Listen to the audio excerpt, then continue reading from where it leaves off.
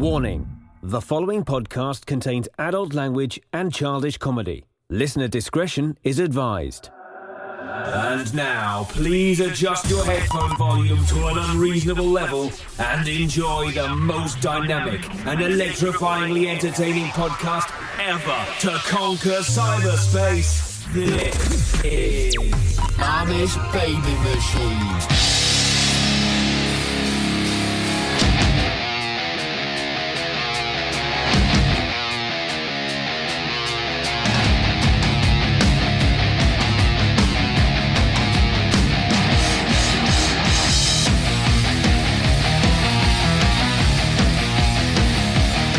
Hello, friends, and welcome to the most powerful podcast ever created, the Amish Baby Machine Pop Culture Podcast starring me, Dags.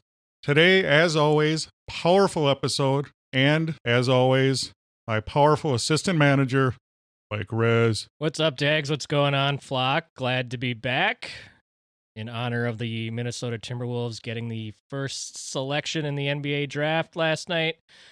We will also be screwing this up somehow. You want to get into that? I think I just did. Oh, that was enough? That was enough. We don't do a lot of sports talk, so. Yeah, but you're a big sports fan. I do, and I am, and I do get into sports. The Timberwolves are on the lower end of the list, but I will watch them if they're good. Powerful. Today's episode, we are going to get into unbelievably fascinating facts of the Minnesota State Fair. We have a lot of Minnesota listeners. We do. And we're going to talk to them, but we're also going to talk to the entire world. This is something everyone's going to be able to relate to. We have powerful music, new music, powerful song of the day, powerful beer review. We also have that huge DVD giveaway we're going to be talking about. Right. We're going to talk about it and then draw the names after we get done recording. And I also want to talk about our powerful YouTube channel. It is blowing up, literally. It's going crazy. Yes. DJ Mike Rez has a powerful beer review on there. We're going to need you to subscribe at our powerful YouTube channel, Amish Baby Machine. That's right. It's for the flock that is a big fan of my beer reviews. You're going to get an extra beer review if you subscribe to our YouTube channel. Powerful. Yes. We're going to try to do that more often than not.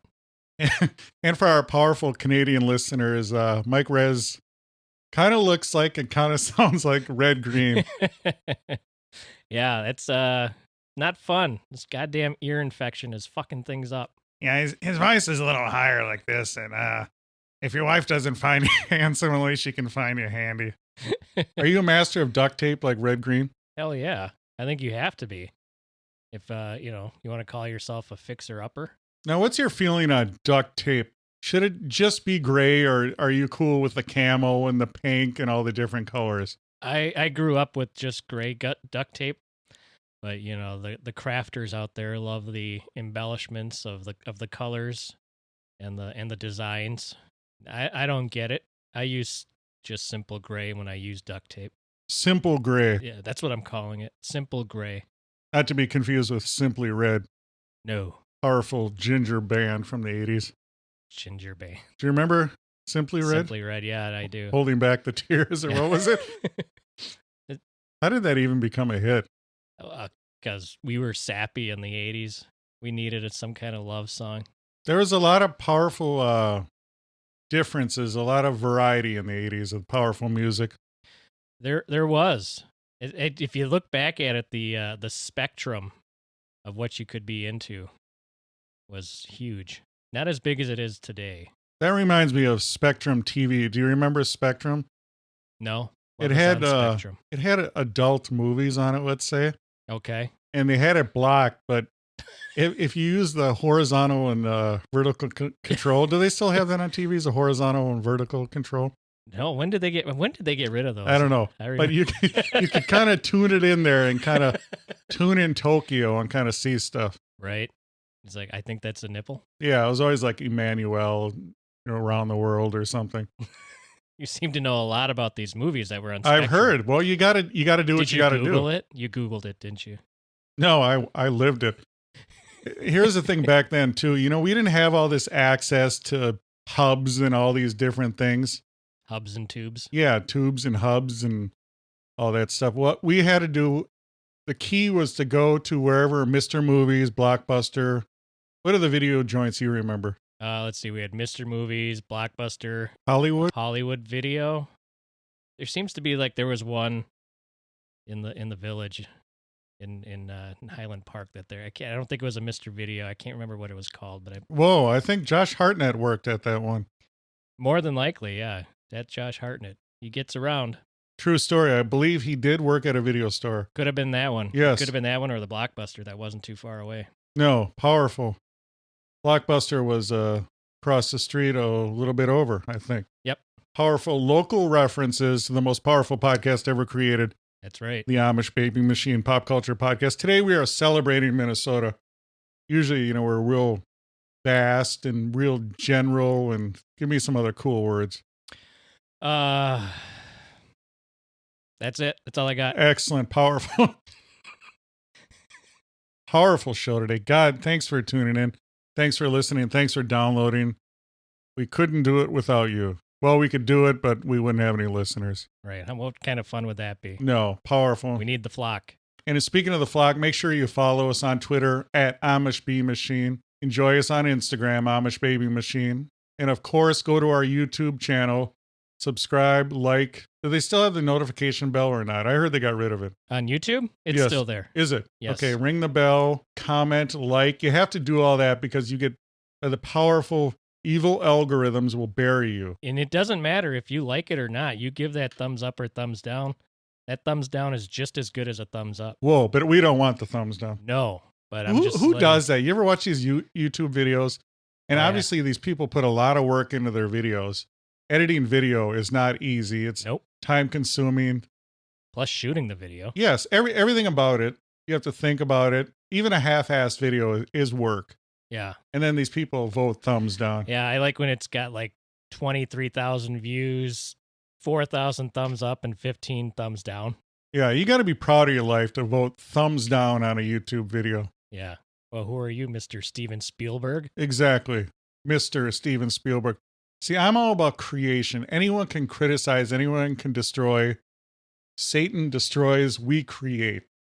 I like Powerful creations. That. Yeah. Powerful. And speaking of powerful, check out our powerful merch, AmishBabyMachine.com. We have masks. We have a powerful mask picture of our assistant manager, Mike Rez, rocking the powerful mask. You remind me of a Sub-Zero from Mortal Kombat in there. Your eyes, you have these weird evil eyes. Well, I work on the evil eyes. My brow was furrowed. It was furrowed. In that picture. It was powerfully furrowed. Going for badass, and I think I nailed it. You kind of went for Bert and Ernie, kind of the I should have plucked before I took that picture. Powerfully ethnic eyebrows. We enjoy them. Thank you. Yes. And also another powerful way to help support us is Patreon, patreon.com. Become a member. Help the flock out. God, we got a great show today. Let's get into your beer review. Mike Rez's powerful beer review. All right. This is the beer review for this week on this show. If you want to see the other beer review, that's on YouTube. This is different, completely different. And this is from Boulder, Colorado. We're going to stay in the great state of Colorado. That was the home of Mork and Mindy, wasn't it? Boulder, Colorado? I believe so. I believe you're correct. Thank you, Conrad. What was that weird guy? Okay, forget it. Never mind. Too many tangents. All right. Avery Brewing Company is the home of this beer. And I'm going to try to pronounce this name. It's Hawaiian, and it's called the LILIKO'I KEPOLO beer. So it's Hawaiian, Dag. So obviously, what style beer is it? A lay? Belgian style white. Interesting. Yeah, it's very interesting that they did that. But the reason why they did that, they added one of your favorite ingredients to this beer. Passion fruit? Correct. And spices, because you can't have passion spices. Fruit without the spices. According to their the Avery Brewing Company website, averybrewing.com, they add a tropical island flair to this traditional wit beer. It erupts with monumental passion fruit aroma and acidity along with the subliminally succulent finish. It had a very succulent finish that didn't suck. It was really good. It's a sweeter beer. They didn't even bother putting the IBUs on here. But I think you would enjoy it. It's not colorful like your passion fruit beers that you enjoy, but it is a very light colored wheat. It's almost like a yellow.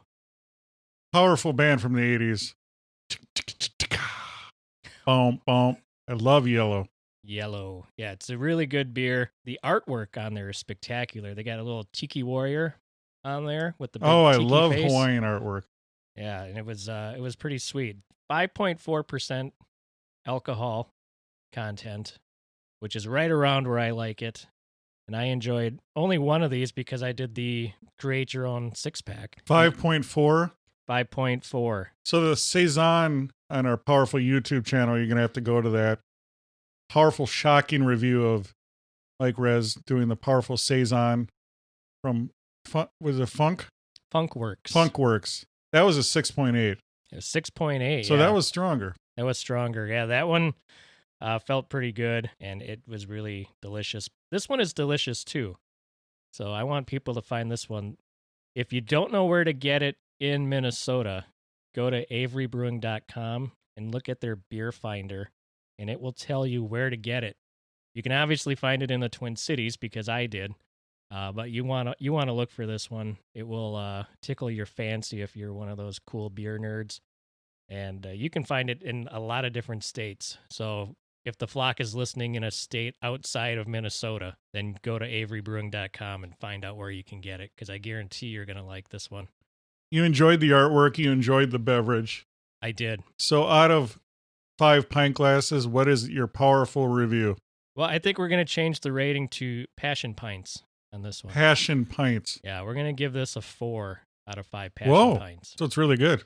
Yeah, I liked it. I'm actually going to go after we record and probably nail down a couple more of these. Whoa, how many did you get? I only got the one to try it. I always get the one to try for a review because I don't want to poison the review by drinking more than one before I give the review.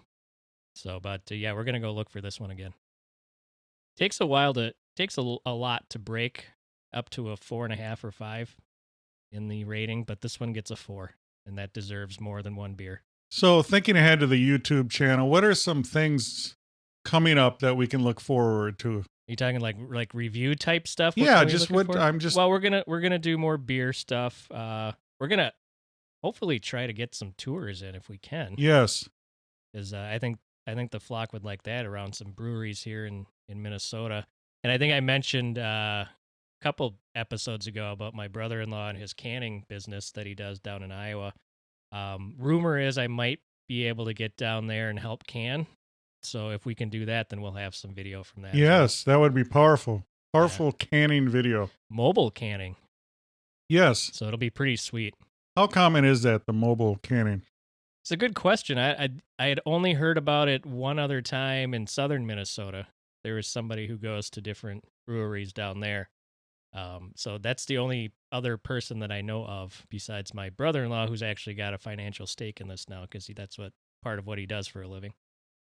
So we'll try to get out there. It's this busy time of the year, and now his my nephews, his sons are going back to school and moving out, so he's gonna have a little less help. So he's gonna need some help. So I'm planning on going down there within the next week or two to help get some of that done for him. While we're on the topic of beverages, as always, I purchased you a powerful energy drink. Tell the fans of Flock of Amish what you're drinking. I am drinking Bang Sour Heads, which is another sour apple flavor.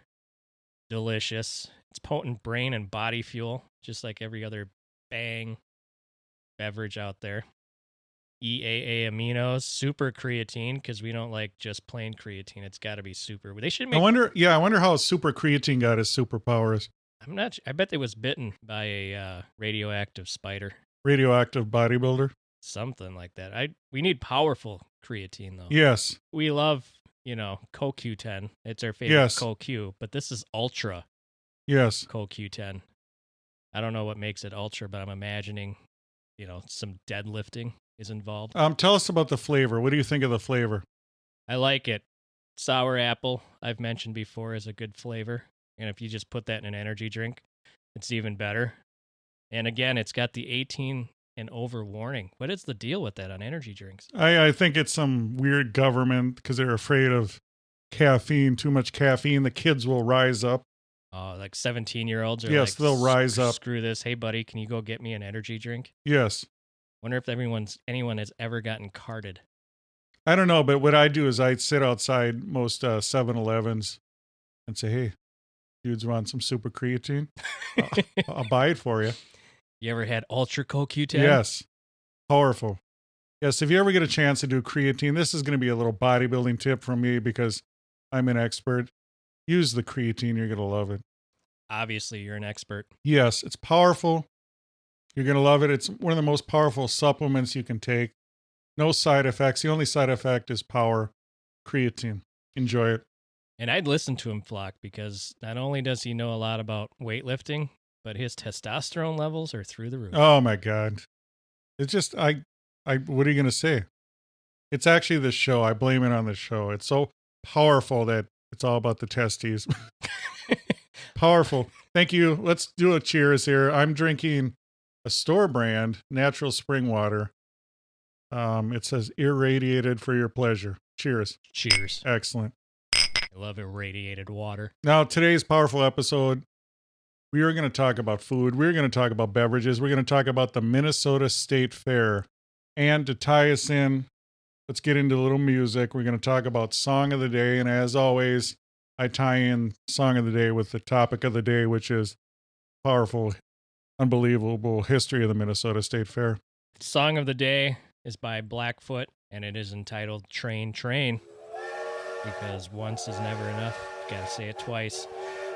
This is off of the album Blackfoot Strikes, which was their first platinum album. It was released in 1979, I believe April in 1979. And it was the only album that featured two of their songs to hit the U.S. Top 40. Highway Song was one, which hit number 26, and then this song, Train, Train, hit number 38 in December. One of the members of the band, so I was listening to this song, Dags, and it reminded me a lot of Lynyrd Skynyrd and that southern rock sound. Swamp rock. Yeah, and one of the members of Blackfoot, Ricky Medlock, has actually been a member of Lynyrd Skynyrd twice. Whoa. Yeah, once in the early 70s, and then he left and formed Blackfoot, and then he came back in 1996 to Lynyrd Skynyrd, and he's been in the band ever since. That's cool. I wonder, do they play that song? They probably do, right, in concert? I would imagine so, yeah. He's actually was written by his grandfather, who was an old bluegrass musician. And then they took it and went with it for Blackfoot, and that would probably explain the powerful harmonica. Yeah. Oh, isn't that's got to be the best harmonica intro you've ever heard? I can't think of any other harmonica intro. That's what I mean. It's the best. Yeah. Isn't it powerful? It is. Actually, it was pretty cool, yeah. Yeah, you got to look around and say, God, oh, it's shit, powerful. when did I get on a train track? I mean, God, you get that powerful harmonica intro, and then it just dun, dun, dun, dun, dun, and it just kicks in. Yep. Oh my God. Yeah, it's got that sweet 70s southern rock, classic Yes, rock you just want to get in vibe. your car and just fucking downshift, don't you? Yeah, get in a Charger, roll down the windows. Oh my God. Pick up some chicks. Yes, IROC. Yep, hang out at a billiards hall. Oh my God. I want T-tops and IROCs and God, it's powerful. Need long hair, Yes. shitty Powerful. beer. Powerful. God, I love America. Train, Blackfoot. Train, Train by Blackfoot. Off of Powerful the song. Blackfoot Strikes album. The album cover has a very powerful cobra on it. Oh my God.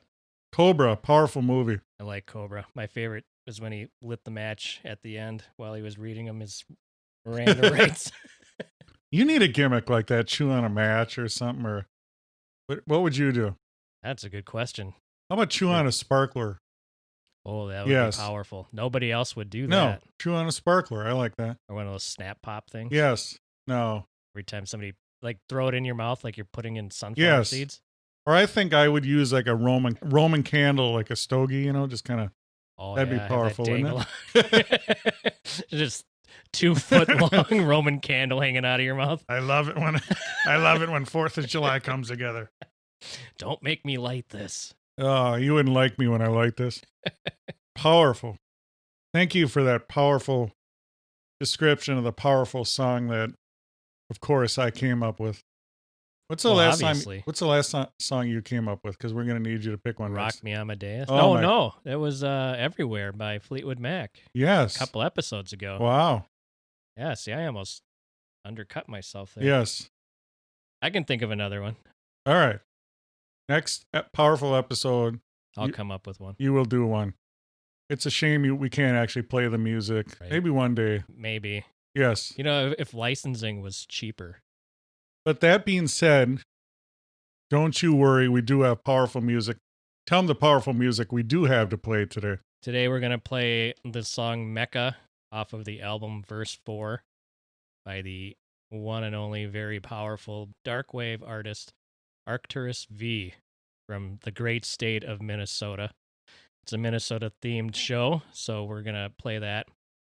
Darkwave is kind of the bridge, Dags, between synthwave and heavy metal music. A lot of darkwave artists have dabbled into heavy metal or vice versa. You get heavy metal artists that want to dabble into synthwave. You get darkwave. Whoa.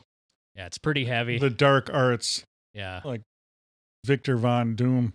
Yeah, so if you like the heavy synth meets electric guitar sound, that's what you're going to get. And Arcturus V, who kicked out like 5 albums in a month and a half or something like that, really nails each one. So this is going to be fun. And then there's powerful industrial, and then you have powerful, 9 Inch Nails, and those are some of the popular ones. Gary Newman went dark. He started out, it's kind of cool, like Ministry started out lighter, and then they went darker. I think you got to check it out. If you want like some really, really heavy drone-y type music, Sacred Oak is another good one, but Arcturus V is going to knock this one out of the park for you. It's a powerful song. You're going to love it. Check it out. That will be on the end of the show, so make sure you stick around. Micro Res, let's get into the topic of the day, the powerful Minnesota Great Get-Together. The Great Minnesota Get-Together? What is it, the Great Minnesota? Get-Together. Well, we didn't get together this year, so who cares? No, this year got canceled because of the goddamn virus. But I don't think you can have 200,000 people in one spot and still say you're doing a good job of trying to prevent. That is debatable, though. We won't get into that. It's like those people that wear the mask, but their nose is hanging out. Right, yeah. What's the point? Or they got to make a point and they pull the mask down. Right. Yeah, out of anger, they throw it down. This powerful virus is so small we can't even see it on a microscope. But your shitty bandana will protect you. Correct. It's all science, Dags. Science. We don't question science. Speaking of science, speaking of all that, are you excited? The movie theaters are opening up here in the great state of Minnesota. I heard that, yeah. AMC's doing, 20 cents a ticket for a little bit? I think 15 cents, and that was on the 20th to celebrate their... Oh, so I missed it. Yes, but it was all sold out. Oh, I bet it was. I bet it was a lottery system of some point. But are you looking forward to it? I think I'm going to check out a movie. I'm not sure yet. I don't know how I feel about going into an enclosed indoor spot yet with people munching on popcorn. Well, I say bring it. Do ya? Yeah, I mean, you're sitting on my lap right now and we're doing a show. Yeah, but that's different. I know, it's cozy. Yeah. You got to move that roll of certs. Yes, it's got Retsin. Oh, forgot about Retsin. Do certs still have Retsin? I hope they do. It's like the flavor crystals in a Folgers. Yes. Folgers with flavor crystals. Those stupid commercials. We've secretly replaced your podcast with the ABM podcast. You just remember that Saturday Night Live skit with Chris Farley when he was in the fancy restaurant? They're like, we've secretly switched out your coffee for Folgers crystals. He's like, you did what? He throws the table around. You looked that one up. All right. The Great Minnesota State Fair, the Great Minnesota Get-Together. For those in the flock that do not live in Minnesota, this is the end of summer here in this great state. It's the last 2 weeks of August. So it's bittersweet. You look forward to it, but then you're like, oh shit, I got to go back to school. Yeah, school starts. But I'd say it's the last week of August and usually the first week of September. It ends on Labor Day. And it's 12 days of sweating, eating, getting pissed off at people, but it's great people watching if you want to go sit on a bench and just stare at weirdos walking by you. But that's what I enjoy, the judging of people. The state fair is one of the oldest in the country, Dags. I think the only other one that's older, definitely the only other one that's bigger, is the Texas State Fair. There's always a rivalry between these state fairs on which one's the best. A daily attendance record, the Minnesota State Fair kicks its ass, but on a total attendance record, it's always the Texas State Fair because it's 2 weeks longer. We're here to talk about Minnesota, not Texas. No, God bless that powerful state. Just throwing that out I so know. people know the size of this thing, because Well, not everybody in the flock I mean, knows this about is a massive state fair that has permanent buildings. Yeah, on permanent grounds. Yeah, a lot of people think of a fair, they think like of a carnival just set up in Traveling. a parking lot or something. Yeah, like county fairs that Yeah, just set up with a and tear down. tilt-a-whirl that rickety and scares the shit out of you. Yeah, speaking of tilt-a-whirls, invented in the great state of Minnesota. Oh my God. Is there anything better than Minnesota? I can't think of anything. It was first started by the Minnesota Agricultural Society in 1854. This is pre-Civil War days. That's how old this thing is. It would be held in Minneapolis and Red Wing, Winona, Owatonna, and St. Paul. And then when statehood was granted in 1958, the society held its first official state fair in 1959. And in the shortly after that, 1885, I guess not too shortly after that, it's almost 30 years, the state fair found its permanent home in Ramsey County, right on the border of Falcon Heights and St. Paul. Falcon Heights is this really teeny tiny little city within St. Paul and Roseville that kind of is like some weird 8-block city. That sounds like a cool drama from the 80s. Falcon Heights. Yeah. Yeah, so it was originally on a 110-acre poor farm. That's what it is right now. But it's actually currently has grown to 322 acres. It's huge. It's giant. The original farmhouse of the family that owned the land is still there, and it is the only residential structure in the area, and you can visit that. It's held up by the State Fair organization. The Agricultural Society still runs the State Fair, but the State Fair organization is what keeps that home up and keeps the maintenance. Nobody lives there now, obviously, but you can still check it out to see what it was like back in the 1880s. One of the important changes in the State Fair over the years has been the growing attractions offered to fair visitors. The character of early years was dominated by agricultural exhibits and competitions, reflecting its original purpose of encouraging farming in the state. And while agriculture is still the primary focus, with a bigger than ever presence at the fair, the scope of activities have broadened to include large-scale entertainment, technology, and industrial exhibits, and participation of scores of education and government institutions. The farming is still huge there. They have the 4-H building, which throughout the 12 days, like the future farmers of America, farming youth move in and out of there quite a bit throughout those 12 days. Usually they stay about 3 or 4 days, and then they go on, and then a new group of kids comes in, and they're actually learning about farming and agriculture. There's a lot of competitions involved with them, and then they actually have the cattle barn, the sheep barn, the pig barn, the horses, and farmers and kids that live in rural Minnesota get to show off their cows. And those cows are, and I guess all their livestock is the winners from the competitions at the county fairs that happen all year round leading up to the state fair. If they had a podcast competition, we would win a blue ribbon. Oh, obviously. Powerful. Giant blue ribbon. You know, next year, that's what we're going to do. Next year, we're broadcasting from the state fair. I've already decided that. That would be sweet. We're going to do it. Set up a booth or something. Yeah, we're going to do that. I know people. We're going to make it happen. We need the powerful flock to get together. I'm sick of this COVID and wearing masks and panties on your face and all this stuff. I want to get together with the people. Podcasting is for the people, by the people. Of the people. Yes, people. And let's get into some weird stuff about the fair. I wanted to talk about the butter sculpture. Okay, Princess K of the Milky Way. Tell them what it is. It's basically they take a big, massive block of They butter. take pounds and pounds of butter.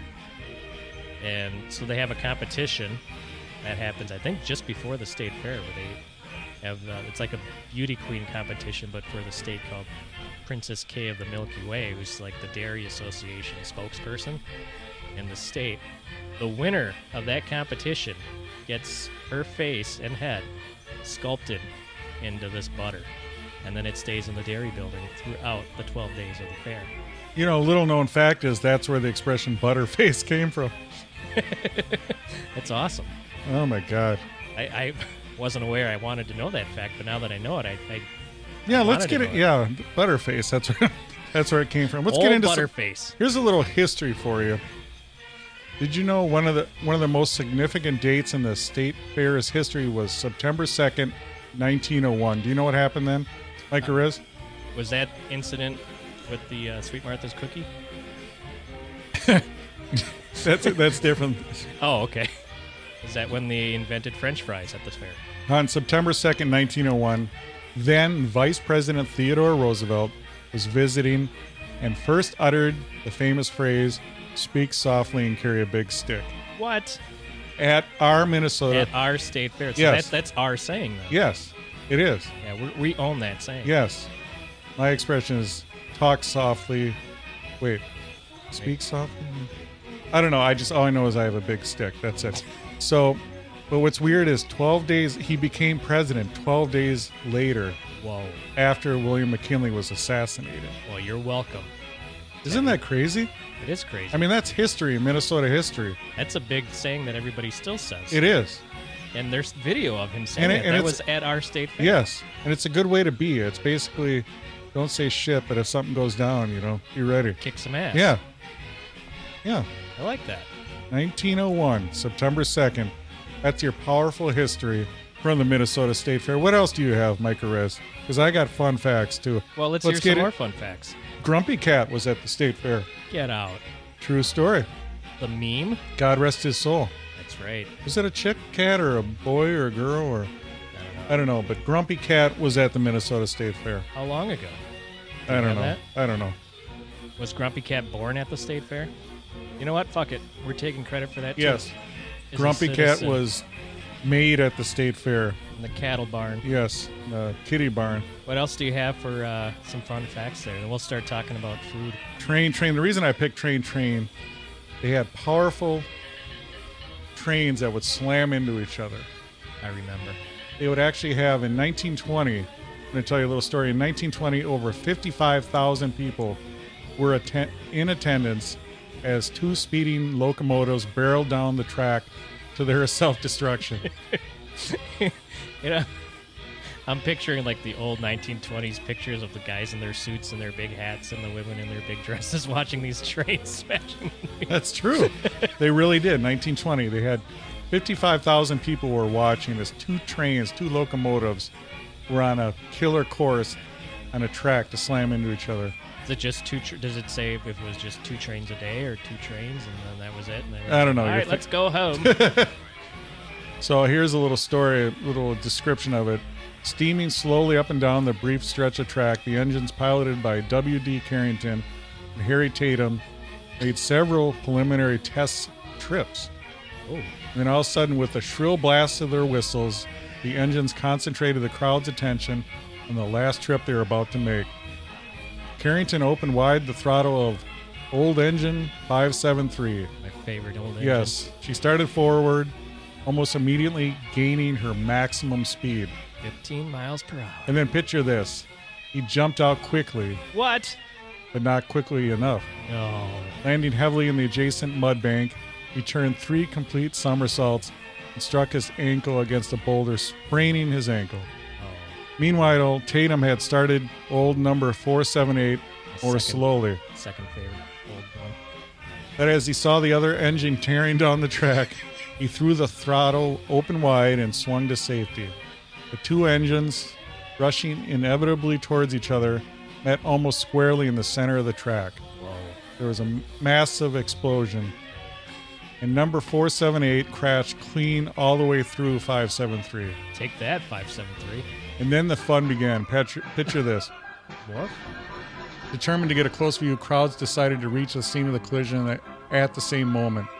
Wire fences, wooden barriers, police officers, wildly waving arms were no barriers, whatever, to stop massive thrall of onlookers. They all wanted to turn into souvenir hunters. Within 2 minutes, the racetrack, the central oval, and the fields beyond the track were black with people, all full of people. Up and down the track over the adjoining fields, the people ranged, hunting bits of wreckage for souvenirs. Soon there was nothing little left except things too heavy to carry away. I'm imagining these police officers in there with their whistles, blowing their whistles, that telling was everyone to stop Yeah, with that their was billy clubs. That was the 20s cops, yeah. Yeah. And everybody knows that back then, if you had a sprained ankle, you were probably going to lose your leg. So, But just think about that, how cool that would be. 2 trains going full blast into each other. that would be pretty cool to see. 2 steam engines, locomotives back then is what they called them. Yes. Just crashing into each other. Yeah, and it's killed people before in the past. Probably why they're not Hell, doing it anymore. Right. But that's a big deal back then. That was a huge deal back then. That was probably the talk of the town for weeks. Oh my God, yeah. You know, people always claim they were there in big sporting events. I bet, what did they say, 55,000 people? I bet you close to 1 million people said they were there. That's a huge turnout too back then. Yeah, I know. It's freaking huge. Especially, I'm thinking of the area that it is back then in the 20s. There wasn't a lot going on in that area. Wasn't nearly as many houses and stuff. Do you have any cool events to talk about? There used to be stock car racing there, and that ended about 15 years ago. And on the very last day of the fair, all you heard were engines revving in the same grandstand that those locomotives were crashing into each other. There used to be an old oval track, like you had mentioned in your story, and they used to race cars there. And like Dick Trickle used to race there. It's got to be the best name in the world. I know. Dick Trickle. Dick Trickle. Richard Childress was a name. I think one of the Pettys raced there a couple of times. It was a big deal back Was then. Dick Butkus there? Then he probably was. Another powerful name. They had some sweet car races. Now it's all the grandstand is just nothing but music, and they've gone from like okay acts to they get a lot of big names there now. A lot of country shows up at the grandstand for some reason. Yes. Minnesota loves their country singers. Well, you get pigeonholed. We like a lot of stuff. We enjoy the arena rock. I've seen REO Speedwagon, Styx. I saw a powerful Foreigner there. Yep. That was a powerful free show.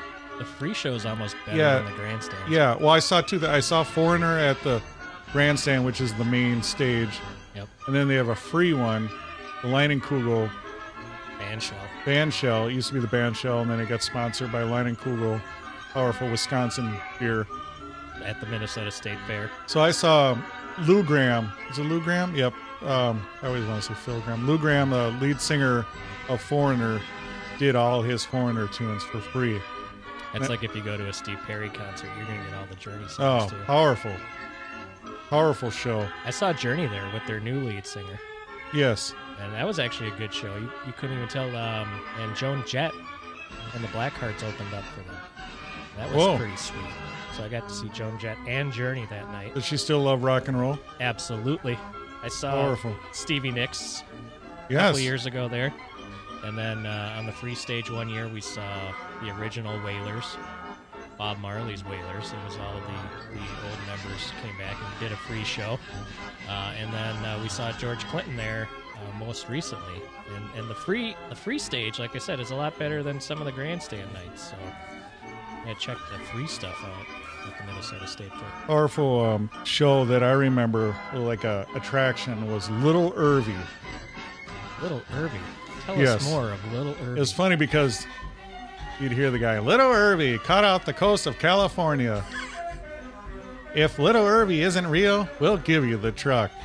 That was the thing they would That give was you. the They thing. would give you the truck that it's in if you could prove it wasn't real. Right. So Little Irvy, little history here. Little Irvy was a traveling sideshow attraction in the United States from late 1967 to the mid 1990s.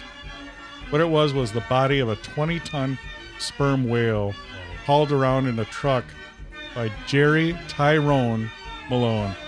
He had it in an old blue refrigerated tractor trailer. The whale was purchased in 1967 for $6,000 from Del Monte, heard of them, Del Monte Foods, Yep. which had captured the whale off the coast of California with plans to sell the carcass for dog food. Oh, Isn't that crazy? that is crazy. And it says here on July 9th, 1967, the frozen whale made its debut at San Francisco's Fisherman's Wharf and then traveled the State Fair and roadside attraction circuit for over 25 years. Can you imagine being a whale swimming around and now you're just being shown off at all the state fairs? Yeah. Sperm whale, too. Those things are huge.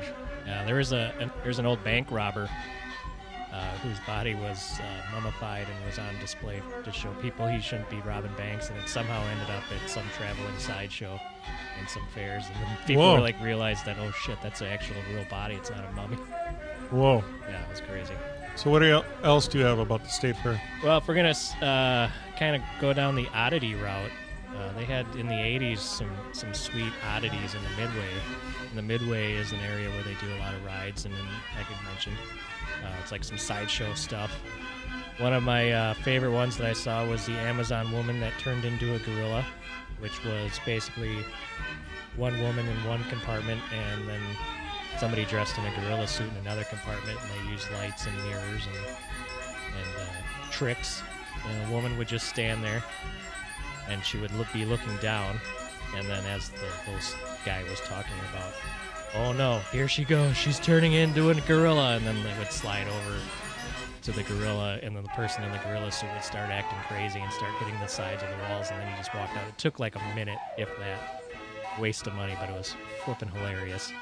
And then there was the woman with the snake body, but the head of a woman, and she would sit there with her eyes closed. It was just like a table with the hole in the middle cut out, and this woman would have her head up there. And the woman would change from day to day, because you can't work so many days in a row pretending to be a snake woman. Oh, there's labor laws for freak shows? Yeah, and the snake body was obviously like paper mache and chicken wire, but her eyes were closed and her head was slightly tilted, and you could talk to her, and every time she talked, she'd do Whoa. that. Yeah, it was pretty hilarious. That's awesome. Yeah. Do you go for the food? Is the food a big draw for Oh, you? huge. Every year, we get a list of like 35 or 40 new foods at the State Fair. It's a big deal. Like news story after news story after news story comes out about it. They actually have a media day where everybody in the media gets invited to try the new foods at the State Fair. It usually involves a stick and deep frying whatever you can put on a stick. You can get deep fried spaghetti and meatballs on a stick, deep fried candy bars on a stick. You can get deep fried Oreo cookies. Sweet Martha's cookies is a staple there. Hey, just whatever you want to get at the State Fair fried on a stick, you can pretty much get it there. They have fried pickles. What are some of your favorite ones? Just foods in general or the fried ones? Just in general. Go-to foods at the fair. Go-to foods would be the pork chop on a stick. It's delicious. The turkey leg, which is in the same booth, is pretty damn good. The Sweet Martha's cookies by the bucket or by the cone. There's a trick to those, though. There's 3 locations of that cookie now. They make over $1 million in 12 days at those Wow. places, which is nuts. Unless you're in high school and have a friend that works there, then you don't have to worry about spending any money. Wow.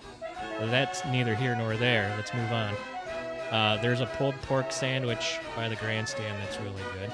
So you're vegan. Yes, exactly.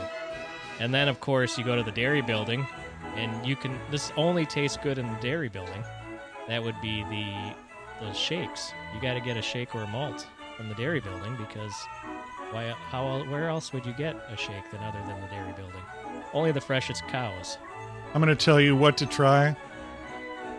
Sweet corn ice cream. Have you tried that? No, I'm afraid to. Really good. What makes it? Does it got a buttery taste to it? That's what I'm afraid of, I think.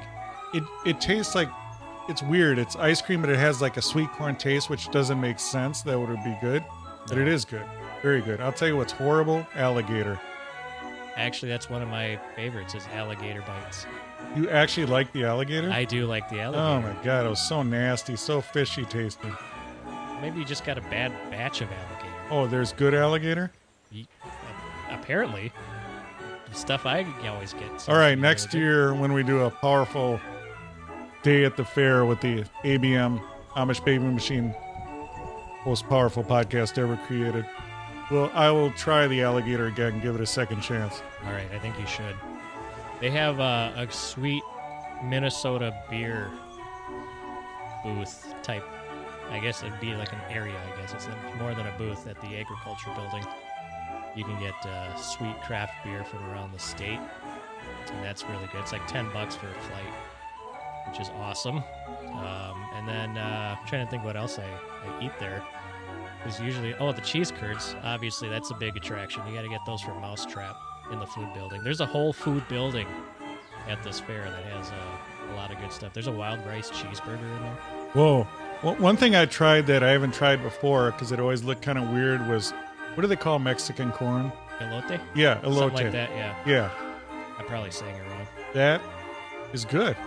It is really good. It looks weird, but I tried it and I'm like, because I'll try anything, and that was surprisingly good. Elote. Yeah, it's really delicious there. The deep fried candy bars are one thing that you should just try once, but you're probably not going to like it. It's too sweet. It's a sweet batter, and then you got the candy bar, and it's deep fried, and they put powdered sugar on it. So that's a lot. It's too much. Well, thank you, Mike Rez, for those powerful memories of the Minnesota State Fair. Yeah, thank We're you. kind of sad here because we enjoy it.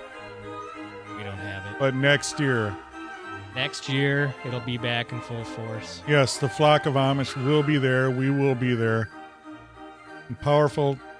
Tell us once again about the powerful music we're going to hear to play us out. All right, today you're going to hear Mecca from Arcturus V off of the Verse 4 album. This is an album that you can find on Bandcamp at arcturusv.bandcamp.com. You can also find him online on Instagram at ArcturusV90. Plus, you can also find him on Twitter at ArcturusV. We thank everyone that listens to this powerful podcast. We hope you enjoyed this powerful episode. We just ask you one thing. Please tell a friend about our podcast. And until next time, you've just enjoyed the Amish Baby Machine Pop Culture Podcast.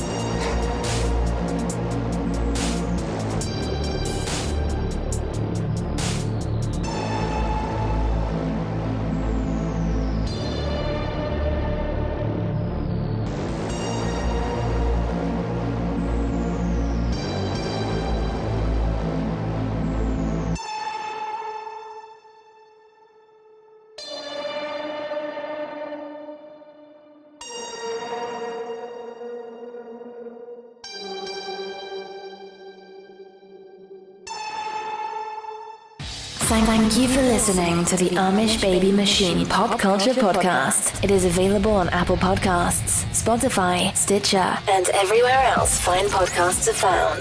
Please support our podcast through Patreon and shop our merch at AmishBabyMachine.com. Follow us on Twitter, Instagram, Facebook, and YouTube. This has been an Amish Baby Machine production.